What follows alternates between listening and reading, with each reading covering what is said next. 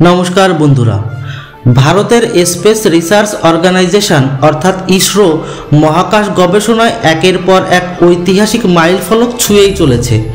Space मिशनेर जटिल एवं एलिट सब टेक्नोलॉजी के कम खरचे देशीय प्रजुक्तिते एवं प्रथम प्रयासे सफल करार अविश्वास्य सब रेकर्ड रयेছে भारतेर इसरोर काছে। और ताई तो इसरो जखन नतून कोनो मिशने नामे तखन सारा विश्व ताकिये थाके इसरोर दिके।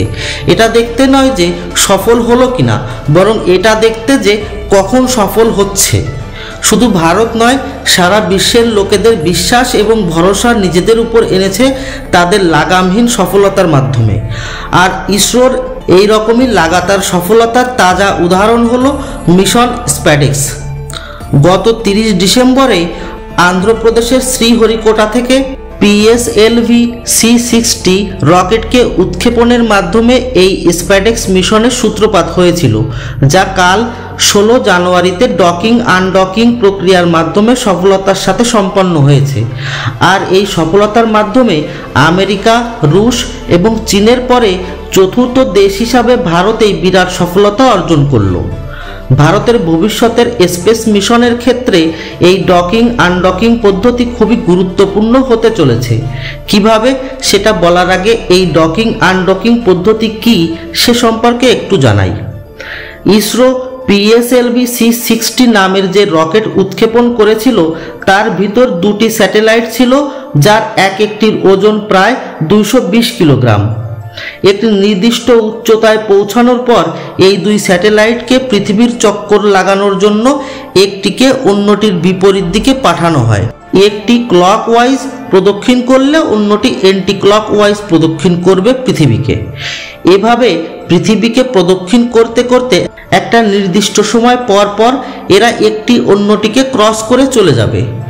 এই দুই স্যাটেলাইটের একটি হলো টার্গেট এবং অন্যটি হলো চেজার, অর্থাৎ যে টার্গেটকে অনুসরণ করে টার্গেটের কাছে পৌঁছাবে। প্রথম দিকে যখন টার্গেট ও চেজার একে অন্যকে ক্রস করবে তখন এদের মধ্যকার দূরত্ব খুবই বেশি থাকবে। পরে চেজারের কক্ষপথকে প্রত্যেক ঘূর্ণনে একটু একটু করে পরিবর্তন করে টার্গেটের কাছাকাছি নিয়ে যেতে থাকবে ইসরো। আর এই সম্পূর্ণ মিশনকে কন্ট্রোল করা হয়েছে মাটিতে অবস্থিত ইসরোর কন্ট্রোল রুম থেকে। যাই হোক, প্রত্যেক ঘূর্ণনে একটু একটু করে কাছে আসতে থাকা চেজার যখন টার্গেটের একেবারে কাছাকাছি চলে আসে তখন একটি রোবোটিক হ্যান্ডের মাধ্যমে চেজারকে টার্গেটের সাথে জোড়া লাগানো হয়, স্ক্রিনে ঠিক যেভাবে দেখতে পাচ্ছেন। গত 12 জানুয়ারিতে এই দুই স্যাটেলাইটের মধ্যকার দূরত্ব প্রথমে 15 মিটার এবং পরে 3 মিটার পর্যন্ত এসে পৌঁছায়। কিন্তু যেহেতু ইসরোর মূল লক্ষ্য ছিল মিশনকে সফল করার, তাই কোনো রকম তড়িঘড়ি না করে আরও সময় নিতে থাকে যাতে দুই স্যাটেলাইটের অবস্থান একেবারে পারফেক্ট হয়।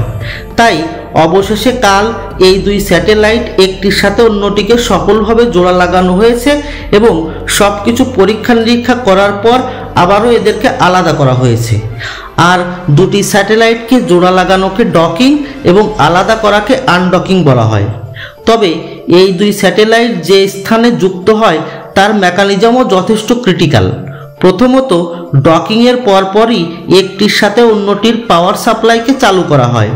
দ্বিতীয়ত ডকিংয়ের পরে এক স্যাটেলাইট থেকে অন্য স্যাটেলাইটের মধ্যে মহাকাশ যাত্রীরা অবাধে চলাচল করতে পারে।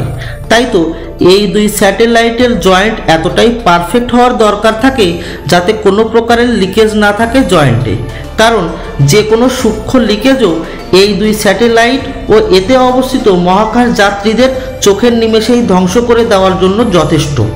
যাই হোক, এই মিশন সফল হওয়াতে আগামীতে স্পেস সেক্টরে কোন কোন সম্ভাবনার দ্বার খুলে গেল সেগুলো একটু শুনুন। প্রথমত, আমেরিকার স্পেস এজেন্সি নাসার মতো যদি ভারতেরও স্পেস স্টেশন তৈরি করা লাগে সেক্ষেত্রে এই ডকিং আনডকিং পদ্ধতি খুবই গুরুত্বপূর্ণ হয়ে উঠবে। স্পেস স্টেশনে অবস্থিত মহাকাশ রিসার্চ টিমকে প্রয়োজনীয় রসদ পৌঁছানো হোক আর স্যাটেলাইটের সার্ভিসিংয়ের জন্য সার্ভিসিং টিম পাঠানো হোক, সব ক্ষেত্রে ব্যবহৃত হবে ডকিং আনডকিং প্রসেস। পৃথিবী থেকে চাঁদে যাওয়া হোক আর অন্য কোনো গ্রহে, যেমন ধরুন মঙ্গল গ্রহে যাওয়া হোক, মাঝপথেই আবাসিক হোটেলের মতো কাজ করবে এই ডকিং আনডকিং পদ্ধতি। বড় বড় মিশনের খরচ, সেটা জ্বালানি খরচ হোক আর সময় খরচ হোক, সবই কম হবে এই পদ্ধতিতে। চাঁদে মানুষ পাঠানো হোক বা চাঁদ থেকে খনিজ সম্পদ পৃথিবীতে নিয়ে আসা হোক, সব ক্ষেত্রেই গুরুত্বপূর্ণ এই টেকনোলজি। তাই তো এই স্প্যাডেক্স মিশন সফল করার মাধ্যমে স্পেস সেক্টরের নতুন সুপার পাওয়ার হিসেবে নিজেকে আবারও প্রমাণিত করল ভারতের ইসরো। আর এই কীর্তি স্থাপনে ভারত চতুর্থ দেশ হলেও আমাদের এই সফলতার দাম বাকি 3 দেশের চেয়েও বেশি বলাটা একদমই ভুল হবে না।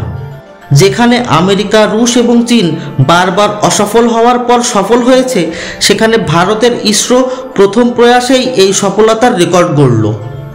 ইসরোর বৈজ্ঞানিকরা তুলনামূলকভাবে কম সুবিধা ও কম বাজেটে কাজ করা সত্ত্বেও তাদের বুদ্ধি, কর্মদক্ষতা এবং দেশপ্রেমকে বারবার প্রমাণিত করেই চলেছে।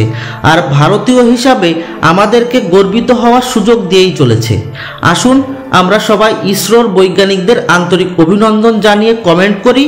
ভিডিওটি ভালো লাগলে লাইক এবং শেয়ার করবেন আর চ্যানেলটি অবশ্যই সাবস্ক্রাইব করবেন। ধন্যবাদ।